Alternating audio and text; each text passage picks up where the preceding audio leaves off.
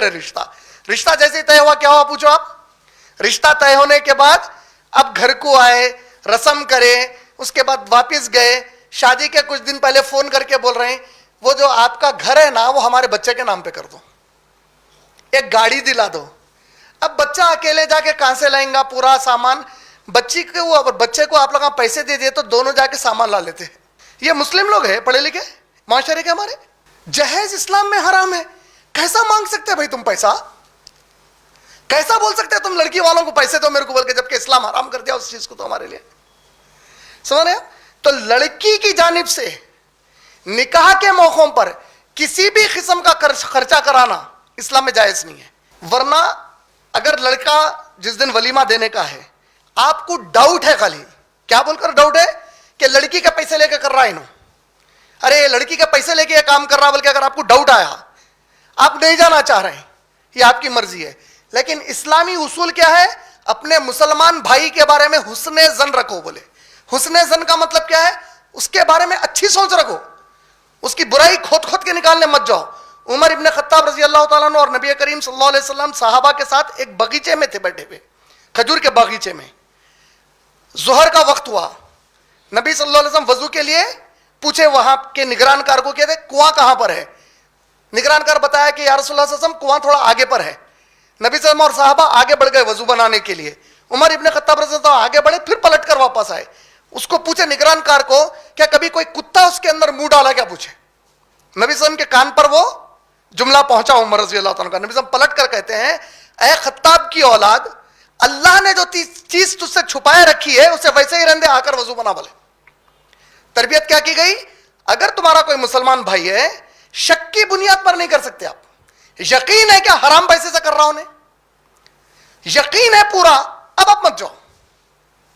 لیکن آپ کو شک ہے, خالی ہو سکتا نہیں بھی ہو سکتا, کوئی گارنٹی نہیں ہے اس کے اندر, تب تو ولیمہ جائز ہو گیا اس کا. سمجھ میں آ رہی ہے اب؟ اور اگر کوئی ایسا کر رہا تو بے غیرت ہے وہ شخص. اور جو بیٹیوں کو دے رہے ہیں اللہ تعالیٰ ان کو سزا بھی دے رہے ہیں. اس لیے کیا ہو رہا دیکھو, کئی بیٹیاں کر کے جا رہے ہیں. اب ہمارے انڈیا کے اندر خاص طور پہ آپ اگر بعض ایسے علاقے دیکھیں گے جہاں مسلم پاپولیشن زیادہ ہے, ان علاقوں کے جا کے دیکھو ڈیورس کیسز نان مسلم سے زیادہ مسلمس میں چل رہے ہیں فی الوقت. کیوں؟ تم اللہ کو ناراض کر کے شادی کرے, جہیز دے کے, جہیز لے کے اللہ تعالیٰ برکت اٹھا دیے, میاں بیوی کے دلوں کی محبت کو ختم کر دی اللہ تعالیٰ.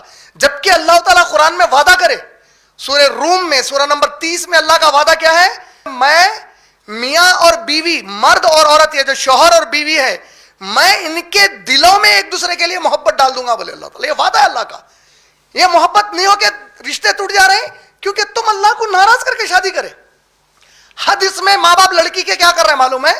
جھوٹی شان بگاڑنے کے لیے سود خوروں کے پاس سے سود پہ پیسے لے کے آ کے شادیاں کر رہے ہیں. یعنی تم اماں سے زنا کرنے کا گناہ کریں گے اور شادی کریں گے اور اللہ اس پہ برکت دیں گا تمہاری بیٹی کو. ابن ماجہ جلد نمبر 3 حدیث نمبر 2274, سگی ماں سے زنا. سورہ بقرہ سورہ نمبر 2 آیت نمبر 279 آیت نمبر سورہ بقرہ کی, اللہ اور نبی سے جنگ کرنے کے لیے تیار ہو جاؤ. اور اس حد تک بے غیرتی کو پہنچ گئے, سب سن لیں گے مگر پھر کریں گے برابر. اور اس میں بہت بڑا رول ہماری بہنوں کا, گھر کے عورتوں کا.